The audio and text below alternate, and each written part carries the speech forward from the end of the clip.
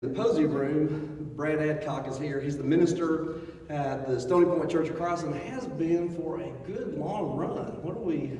Almost 14. Is that right? Almost 14 years over there at the Stony Point Church of Christ. So that is a really good run. And the church over there is growing and flourishing.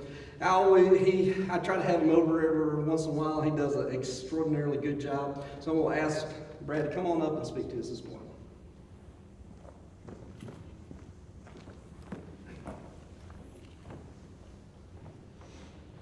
Thank you. Good to be with you guys this morning. Appreciate always the invitation to be able to speak with you and to hang out with you, and appreciate what you're doing here at this school. I think it's important for us to train young men to preach and to be involved in ministry, and I was there, and all of your instructors were there at one point in their lives. And we look back and look at how important it was for us to be in a place like this. And so, first of all, let me just say thank you for what's going on here and what you're interested in. And that really has a lot to do with what I'm going to be talking to you about today. When we think about ministry, we think a lot of times about the formal training that we get. I went to Faulkner University my first round, and then ended up at Freed-Hardeman the second time around for master's, and all those classes were very important. We had classes from textual classes to Greek and all the things that you're taking here. But I'll tell you, one of my favorite parts of being in class was every now and then, Brother Wendell Winkler would pull up a chair and he'd say, "Can we just talk today?" And those were times where he would just talk about the practical side of ministry. It wasn't just about the studies and learning the text and making sure you do a good job in your presentation. It was more about how do you go about your daily lives as preachers, as leaders in the church. How do you influence people's lives? And so this morning, what I thought about doing is just spending a little time talking about some practical things in ministry that have been helpful to me. This year marks 30 years that I've been preaching and working with churches. And I know that my first preaching job was where Bill Bagents was from, his home area, right above Luverne, Alabama, at Mount Pleasant Church. I was between my junior and senior year in college, and I got the preaching job there for this 35-member church, and I'll never forget it. I went to Brother Johnson. Leonard Johnson was one of the co-founders of the school there, and I said, "Brother Johnson, I got me a preaching job." And he had this gruff voice, and he said, "Oh, really?" He said, "Where is it?" And I told him, I said, "It's right above Luverne on 331 on the highway." He said, "I believe I did a meeting there a few years ago." He said, "Little white building in the curve?" I said, "Yes, sir." He said, "Got the cemetery on both sides?" I said, "Yes, sir." He said, "When I was there was a cemetery in the middle, too." And I went, uh-oh, I've got my work cut out for me then. And so I started there, and let me just say, I went back years later and apologized to those folks for allowing me the opportunity to start there and to work out the kinks and all that. And so practical things are more down my way of thinking. I'm not a Bible scholar. I don't get into deep studies and such, but I really like the practical end of things. And so that's what I wanted to share with you this morning. Just a few things that I've learned over these 30 years of working with churches. And these are kind of a hodgepodge. They're random, different things, not in any certain order. But first of all, when you go to work with the church, learn everybody's name as soon as possible. I remember we had a response shortly after I started at the small church in Laverne, and the lady came up, and I talked with her, and I got up to tell everybody what she had come to ask for prayers for, and I could not think of her name, and I really don't know that I knew it beforehand. And so I said, "This good sister has come and asked for our prayers." And then I leaned over and said, "What was your name again?" And got her name, and it was very embarrassing. So I've learned things the hard way.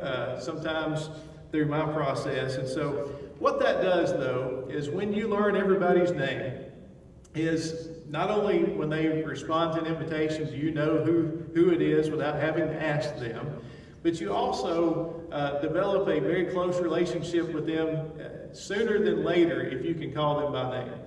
And that takes work. And I remember every time I moved to another work, that the first thing I asked for, maybe even before I moved there, was a church directory. Give me your latest church directory so I can start learning the people. And people are thrilled when you call them by name as well. So it makes that relationship get closer faster. And it's important for you to know about them. The second thing connected to that would also be to try to visit all the members within the first year that you work with the church. People, believe it or not, are way different in their homes than they are at the church building. I'm thinking of an older couple right now at Stony Point that for, I guess, the first 6 months that they were with us, I didn't know if she could talk or not. Because she never said a word the whole time that we were gathered together for worship. I went to their house to visit with them, and she talked my ear off. I was shocked. I couldn't believe that she would have been that talkative, because she's so reserved there at our building. And so what I'm saying is, when you start to get to know the people that you're preaching to, then you'll really start to know what you need to preach in a lot of occasions, because you know what the needs are. You get to know the people better, and that helps you to develop the lessons that you put together. When you know certain people are going through certain things, when you stand before them, then you can address those with more compassion, and you can address those with more intentional help, knowing what's happening with the folks. And so make sure that you get to know the people as soon as possible. A third thing is make sure that you focus on what they hired you to do. Whether it's youth ministry or whether it's preaching, make sure that that's the main thing that you focus on.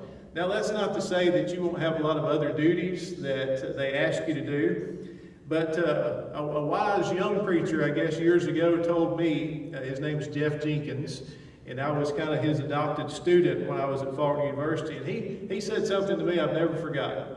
He said, "Brad, a church can hire you to preach for them, and then they can put all these other responsibilities on you while you're there that take away your time and your energy for preaching, and then they will come back and fire you for not doing the job that they hired you to do."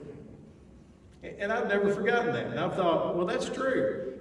Ministry is something that takes on a lot of different areas, and we have a lot that sometimes falls on us because we're full-time ministry people. And so there are times where we do take on a lot of different things. We might be preacher, youth minister, education director, bus driver, whatever is needed. But at the same time, if we are hired to preach, we got to make sure that our sermons are well prepared and that we stay focused on making that the main thing. Now, all the other things are fine, and we're not above doing anything else, but keep the main thing the main thing. And that's why in our scripture reading today in 2 Timothy chapter 4 and verse 5, it says, "But you be watchful in all things, endure afflictions," but notice this last phrase, "do the work of an evangelist and fulfill your ministry." That's the focus. And all these other things are good, and we can come up with all kinds of programs and ideas, but we need to fulfill our ministry. We need to be the evangelist that God wants us to be, and make that the main thing. And so make sure that you keep that the main focus and not get distracted by all the other works that you might get involved in. A fourth suggestion to you is do not get lazy or burn yourself out. Those are really the two extremes that preaching brings about. And sometimes it's just depending on our personalities. If we're one of these guys that just has a lot of energy and wants to do as much as possible, then burnout is definitely the danger. But if we kind of, we're laid back type personality, and we get there when we get there, we definitely don't want to get lazy in that sense either. Now, let me just say on that end, it's easy for us to get slack in ministry. I've worked in the secular world. I've worked at an insurance company, worked at a bank, and places like that. And I know that the expectations are very strict at a place like that. You're supposed to show up at a certain time, you do this particular job for this many hours, and then you clock out or you go home at the end of that time period, and it's very well defined. Ministry is not quite that way. We don't have a boss per se making sure that we get to work on time or that we get certain things done. Every now and then a church has an appointed member or an elder, usually self-appointed, that makes sure that they watch what the preacher does and keeps tabs on him. Fortunately for me, I haven't been too many places where that's happened. But unless you're a self-starter, unless you're a person of great conviction that, hey, I work for the Lord and I need to put my time in because He knows what I'm doing, then it's very easy with the flexibility of ministry to get lazy, to just kind of drag in a little bit late, leave a little bit early, and not really pay as much attention to getting a lot of things done. Because nobody really knows sometimes. As long as you get the main things done, people usually don't pick up on it. But folks, it usually shows in your work. Somebody's going to notice that, hey, he's kind of dragging when it comes to this class or this sermon or this particular work. And so let's make sure that we don't take advantage of the flexibility we have in ministry. It's a great thing. I've been able to go to all my kids' ball games and stuff like that. Flexibility is great. I've also been called at 2 o'clock in the morning. So the flexibility goes both ways. And I've had to work on off days or come back from vacation early or something like that. So we have to make sure we maintain a balance with that. On the other hand, I remember my first job that was full-time was I was youth minister at my home church in Anniston, Alabama. And I was a single guy at that point. And so I really didn't know when to stop working. And I would go to the office in the morning and I'd stay most of the day there in the office, maybe doing some class prep and planning and calendar stuff and interacting with the other preacher and the secretary. And then in the evening, kids would have ball games and such, so I'd go to the ball games, and I found myself at times working from 8 or 9 in the morning till 9 o'clock at night. And let me just tell you, there's always something to do when it comes to ministry. There's always an event that you could go to. There's always some sort of happening that you can support. Studies never end as far as what you can learn. And so you have to make sure that you know when to stop. I really didn't know when to stop, and I didn't have any guidance at that point. And so that's where burnout comes in. I read something this week that kind of reminded me of the fact that God has not called us to ministry to work harder than He does.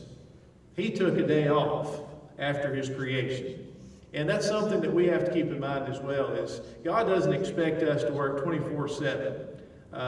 We're on call, I know, in that sense, but at the same time, if you're the overachiever type and you don't know when to stop, you've got to work in some time to rest. Even Jesus did that. So fourth suggestion, don't be lazy or get to the other extreme and burn yourself out. The fifth is to develop good relationships with your elders and other ministry staff that you're working with. I've been places where I had a great relationship with folks that I work with. I've also been in places where things were not as good as it could be. And it's always good to have a team effort going on in ministry. We're all Christians, we're on the same page, we're supposed to have the same goals, but personalities do come into play. And so it's a challenge sometimes for us to get along or to agree with one another on how things ought to go. And so we have to develop those good relationships. Let me start with the elders. You are working with a group of men, first of all, who have been given the charge to oversee the work of the church, which is a great responsibility and a great honor all at the same time. But most of those men are just regular guys that really don't know that much about how church works in a lot of ways. And so for those of us who have been with churches and worked with them, have some experience and maybe some education, we need to work together with them in order to be a sounding board for them, to help them to see the pluses and minuses of a decision, maybe of how it would affect the people. On the other hand, we need to be submissive to them, be willing to do what they expect us to do, and have that relationship to where we're all just on the same page. That's the main thing. And it's a blessing to be able to be close with your elders that you work with. And it's also a blessing to work with people that you enjoy being around. Whether it's preacher, youth minister, college minister, whatever the situation is, secretary situation, you need to make sure that you develop good relationships with them as much as you possibly can. The next thing is, if you're preaching and you're preaching full time, make sure that you take time to listen to and read other preachers. I always say I need to hear more than what's coming out of my mouth as far as my own development as a Christian. And if I only hear what I have to say all the time, there are times where I might not address things that I really need. And so I make it a habit, now that we have this technology among us, to where we can listen to guys at any point in time from anywhere in the country. Pick you 3 or 4 guys that you really enjoy listening to, and either get on their podcast, mailing list, whatever it is, or you just tune in on their website, and that develops you as a person, helps you to develop more so than just your own study or your own preaching. And so make sure that you read books, listen to other preachers. That's probably more my favorite thing, because I'm a slow reader. I'd rather watch the movie than read the book kind of guy. And so I like to really listen to a lot of different guys, whether it's on CD in the car or on the internet. So make sure you do that. It helps you stay fresh in your preaching, because that helps you as you preach. But it also helps you as an individual to hear from somebody other than yourself. All right, the next suggestion. I know this sounds like an 8 or 10 point sermon, I'm sorry. But these are just things that I just thought of, and these are not the top 10 by any means, but things that I thought would be helpful. Make sure that you visit regularly. Back to Jeff Jenkins. He told me, again, when I was in college, he said, "Brad, do you know what the main thing about ministry is?" He said, "They say in real estate, it's location, location, location." He said, "In ministry, it's visitation, visitation, visitation." Of course, at that point, here I am, 21 years old. I don't know exactly what he means by that. I know I'm supposed to visit, supposed to go see people in the hospital. But the longer I've been working with churches, the more I know that when you visit, not only do you have a social call with somebody, but you really find out a lot about what's going on in people's lives. And it draws you closer to them, and it helps you be able to minister in a better way, a more effective way. And so visiting people on a regular basis is something that I think is vital to the growth of a church, and it's vital to you being there for a while. And let me say that connected to that is, don't look for churches to be stepping stones to better places. I think I made that mistake when I was younger, that one day I want to be a part of a bigger church than where I am now. And we would need to make sure that we realize every church that we work with is just as important as any other size church. We need to give them the same attention and the same effort that we would anybody else. And so let's not always be looking for the next great opportunity, but let's do the work while we're there and do a good job. And do the best to make that church, maybe from a smaller church to a bigger church. That's always a blessing when you see that happen. And so visiting is a big part of that. Number 8, make sure that you manage your money well. We were taught this in undergraduate work, that there are certain destructive D's that we need to avoid, and one of those is debt. And I've seen it play out in preachers' lives, where money ended up destroying their ministry, or the lack of being able to manage it well. And you always hate to see that happen, but it seems like it plagues preachers sometimes. And so make sure that you live within your means, even if your means is lower than what you'd like for it to be. Make sure that you live within those standards of what you're making, and make sure that you don't put yourself in a bind financially. I can tell you there's nothing more miserable than being in a financial crunch. You know, you can be happy in all areas of life, but if that one's not right, it ruins all the rest of them, it seems. And so make sure that you're a good steward of what God blesses you with. 2 more. Number 9, be a fireman. I don't mean local volunteer fireman, but if you want to be, that's fine. And that's a good thing. But when I talk about being a fireman, I think that's kind of one of the roles that preachers have, is to put out the little fires that happen among the people of the congregation. I've found that if you don't deal with some sort of disgruntled person, or if you don't deal with some little issue that's going on and try to address that and work that out as soon as possible, that can turn into a bigger situation. And that's how church splits come about. That's how a lot of people are even divided without a church split among the church. And so make sure that you put out those little fires. Do your best to either give people accurate information if they're thinking things are one way and they're really not that way. Make sure you go and visit with them and explain how this came about or how this happened, so that they have that accurate picture of the situation. Or maybe somebody got their feelings hurt. Believe it or not, in churches, people get their feelings hurt on a regular basis.